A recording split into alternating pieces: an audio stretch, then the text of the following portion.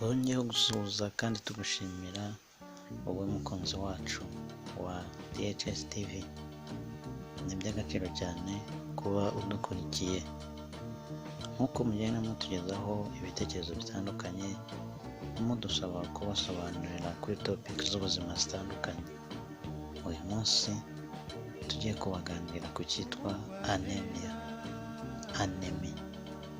cyangwa se kugira amaraso make mu mubiri. Mu busanzwe amaraso aba arimo ibice byinshi by'ingenzi cyangwa se kompoze nyinshi z'ingenzi. Muri zo rero harimo iyitwa hemoglobin rw'icyongereza. Icyo cyitwa hemoglobin gifasha gutwarwa kwa oxygene mu maraso, mbese niyo ituma oxygene cyangwa se uyu mwuka duhumeka ukwirakwizwa mu maraso.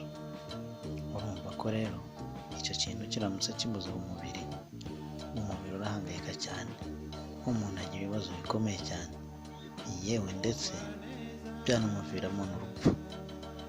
Ni karibu mu kiganiro, muraza gusobanukirwa byinshi kuri ubu burwayi cyangwa se iki kibazo cyo kugira amaraso make mu mubiri.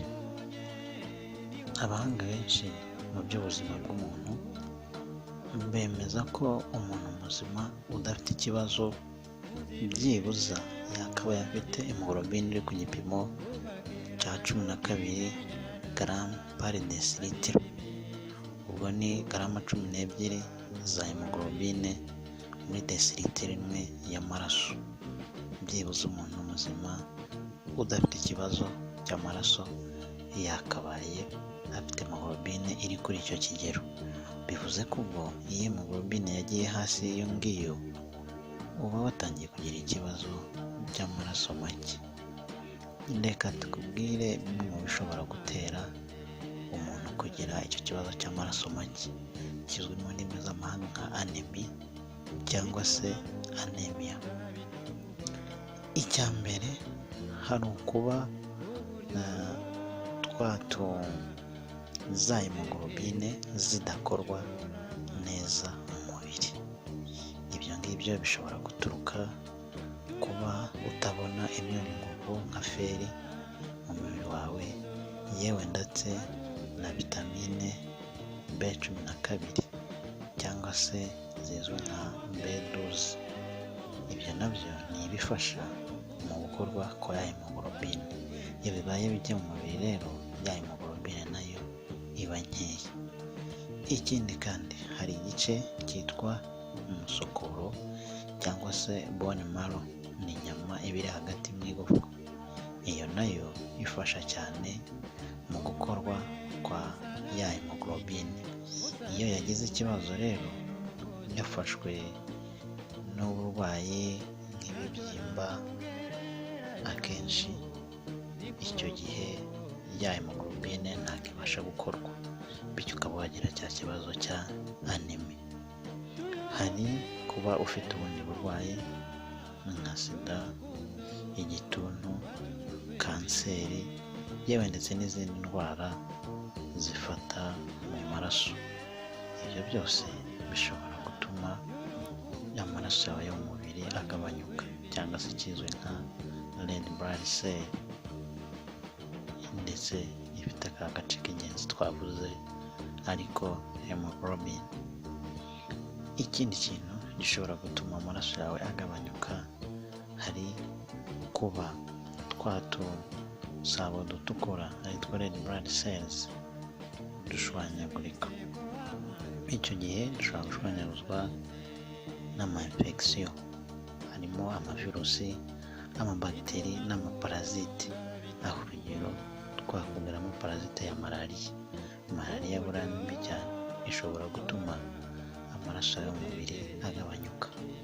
Ikindi gishobora kubigabanya hari ukuba uri ku miti runaka. Hari imiti umuti witwa zidovudine ndetse n'ibindi bizwi nka chemotherapy.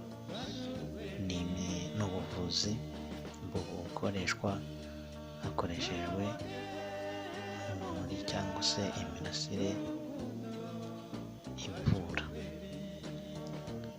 Ikindi hari icyo bituruka ku majenetike. Hari uburwayi bw'amajenetike buzwi nka psychoseronemia. Ibyo nabyo bishobora gutuma wagira cya kibazo cy'amaraso makeya. Dore ikindi kintu kandi gishobora gutuma wagira amaraso make mu mubiri, ari byo bizwi nka anemia. Hari ukuba utakaza amaraso menshi mu buryo butandukanye. Hari icyo twakwita nka acute blood loss. Icyo ni igihe wakomeretse, ushobora gukomeretswa n'ikintu kigutemye, cyangwa se ukoze impanuka, yewe cyangwa se ukaba uri kubagwa kwa muganga ukava cyane. Ibyo nabyo bituma bigabanya amaraso mu mubiri, ukaba wagira cya kibazo cya anemia. Dore bimwe mu bimenyetso bizakwereka yuko ushobora kuba watangiye kugira amaraso make mu mubiri. Icya mbere, hari ukumva unaniwe cyane, hari ukumva uzengera mu mutwe, yewe ndetse ukaba wanarabirana ukikubita hasi.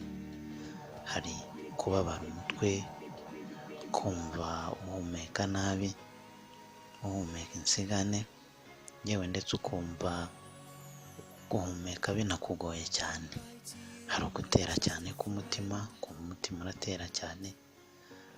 Hari kureba ibikezi, kwa kundi uba ureba utabona neza, ukabona ibintu by'amabara menshi imbere yawe, ntubashe kubona ishusho nyayo iri imbere yawe. Ikindi, hari confusion, kuba mbese ubwonko bwawe, kapasite y'ubwonko bwawe igasa nk'igabanyuka, ugatangira kwitiranya ikintu ukakibonamo ikindi, mbese ukaba ufite confusion muri wowe. Ikindi kimenyetso ushobora kubireberaho cyoroshye, ushobora kureba mu biganza byawe, icyo gihe biba byerurutse cyane. Uba usanga umuntu ufite amaraso menshi, iyo ukanze mu kiganza cye ubona ibara ritukura, ariko icyo gihe ukandamo ukabona n'umweru gusa. Yewe ndetse no ku nzara ze, n'ubu bikora urebe, kanda ku rwara rwawe urahita ubona hajemo ibara ritukura. Nubona hajemo ibara ry'umweru, umenye ko icyo kibazo cy'amaraso makeya. Ikindi, iyo utangiye, iyo amaraso amaze kugabanyuka cyane ku rwego rwo hejuru, utangira nyine kugira kwa guhumeka insigane, ndetse n'umutima ugaterabuzwa cyane. Nubona rero bimwe muri ibyo bimenyetso, uzihutire kujya kwa muganga bagusuzume, kuko ushobora kuzaba ufite ikibazo cy'amaraso make. Kandi amaraso mu mubiri afite akamaro kanini cyane, utayafite yewe ni nkaho nta kintu waba ufite. Ngaho rero, igihe wabonye ibimenyetso, yaba kuri wowe cyangwa se kuri mugenzi wawe, uzihutire kugera kwa muganga, kuko ibi biravurwa rwose bikarangira. Murakoze, twongeye kubashimira kuba mudukurikira. Ni iby'agaciro kuri twe, ndetse bidutera imbaraga gukomeza gukora. Murakoze cyane, komeza ukande subscribe kuri channel yacu ya YouTube ariyo DHS TV, ndetse ukanda like kuri Facebook page yacu ariyo Debate for Health Success. Unaduhe igitekerezo cy'icyo nawe ushaka ko tuzaganiraho. Let's debate and improve health.